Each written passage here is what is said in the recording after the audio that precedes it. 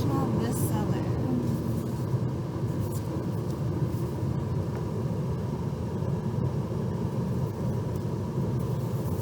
The Art of Communicating. Also by the same author, Thich Nhat Hahn. No Death, No Fear. Living Buddha, Living Christ. Fragrant palm leaves, bringing peace, or being peace, for a future to be possible. The heart of the Buddha's teaching, the heart of understanding. The long road turns to joy, love in action. The miracle of mindfulness. Old path, white clouds. Peace is every step. Anger, true love, art of power, savor. Peace is every breath. The novice, and fear are books also by the same author, whom I've never read this book before. This will be my first time reading it, and well, we're reading it together. So let's get started.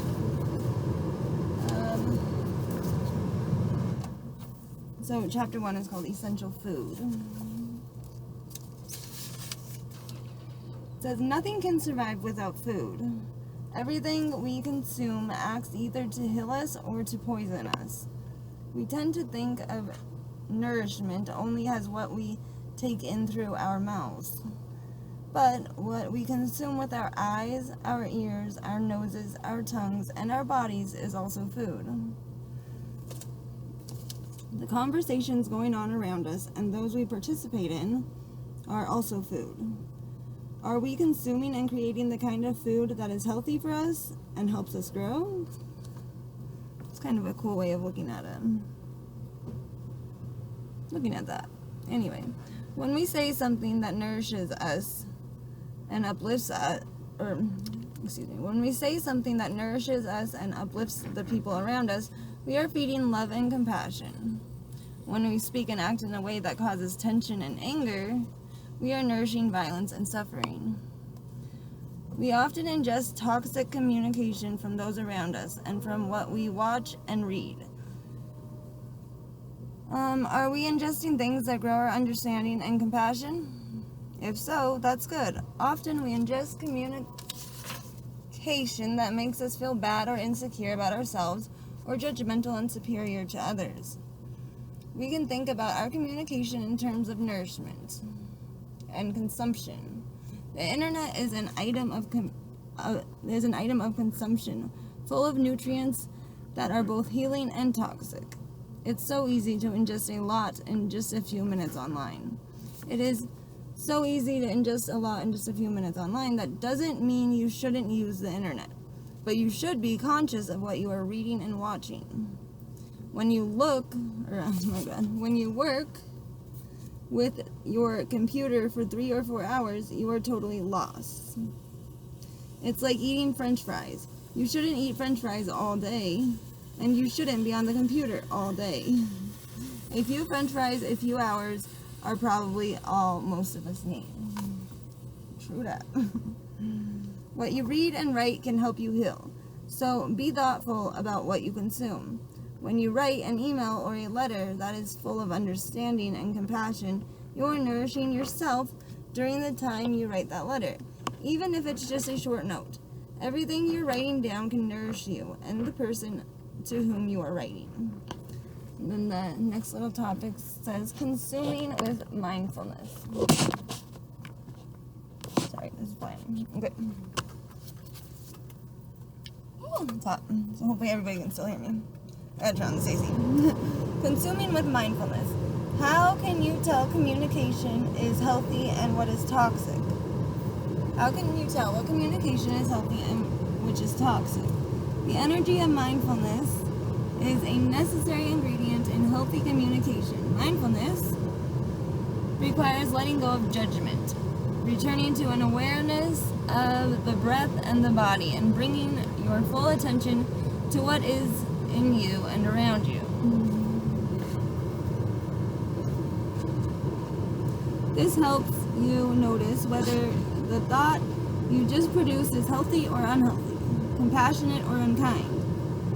Conversation is a source of nourishment. We all get lonely and want to talk with someone. But when you have a conversation with another person, what that person says may be full of toxins, like hate, anger, and frustration.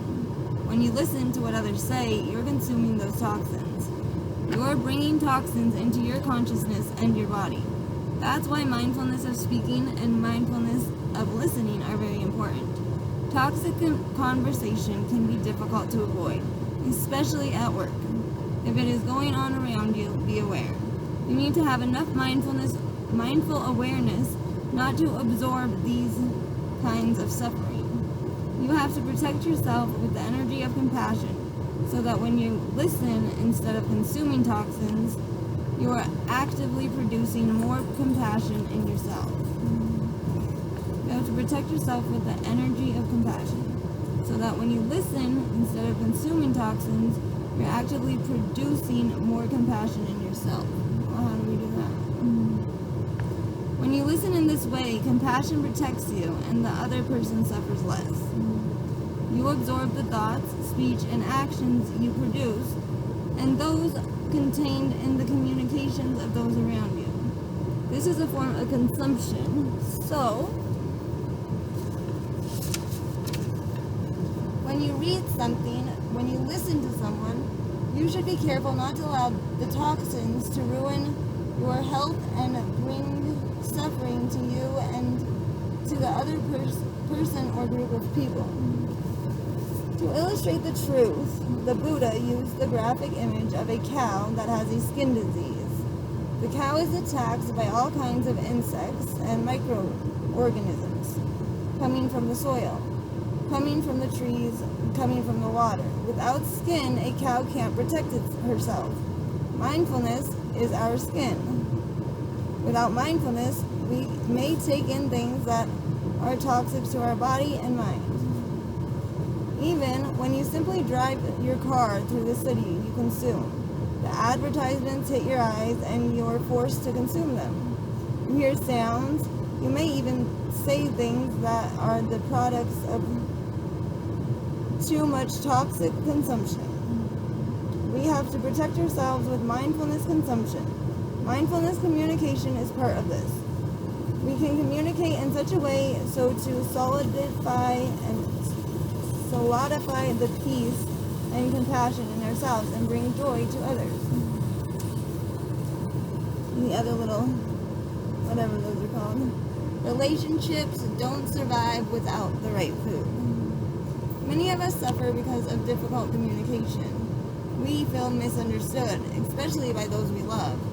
In a relationship, we are nourishment for each other. So we have to select the kind of food we offer for the other person. The kind of food that can help our relationships thrive. Everything, including love, hate, and suffering, needs food to continue. If suffering continues, it's because we keep feeding our suffering. Every time we speak without mindful awareness, we are feeding our suffering. With mindful awareness, we can look into the nature of our suffering and find out what kind of food we have been supplying to keep it alive. When we find the source of nourishment for our suffering, we can cut off that supply and our suffering will fade. Often, a romantic relationship begins beautifully, but then, because we don't know how to nourish our love, the relationship begins to die. Communication can bring it back to life. Every thought you produce in your head, in your heart, in China they say, in China they say, in your belly. Every thought you produce in your head, in your heart, in China they say, in your belly, feeds that relationship. When you produce a thought that carries suspicion, anger, fear, irritation, that thought is not nourishing to you or to the other person. If the relationship has become difficult, it's because we've nourished our judgment and our anger, and we haven't nourished our compassion. One day, in Plum Village, the French retreat center where I live, I gave a talk about how we needed to nourish our loved ones by practicing loving communication. I spoke about our relationships as flowers that need watering, with love and communication to grow. There was a woman sitting near the front who was crying the whole time. After the talk, I went to her husband and I said, "My dear friend, your flower needs some watering." Her husband had been at the talk and knew about loving speech. But sometimes we all need a friend to remind us. So after lunch, the man took his wife for a drive in the country. They just had an hour or so, but he forced on watering the good seeds the whole drive. When they came back, she seemed completely transformed, very happy and joyful. Their children were very surprised because in the morning when their parents had left, they'd been sad and irritable. So in just an hour, you can transform another person and yourself just with the practice of watering the good seeds. This is applied mindfulness in action. It's not theoretical. Nourishing and healing communication is the food of our relationships. Sometimes one cruel utterance can make the other person suffer for many years.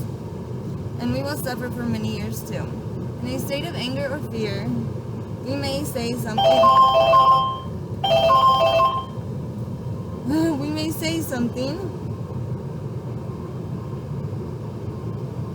In a state of anger or fear, we may say something that can be poisonous and destructive. If we swallow poison, it can stay within us for a long time, slowly killing our relationship.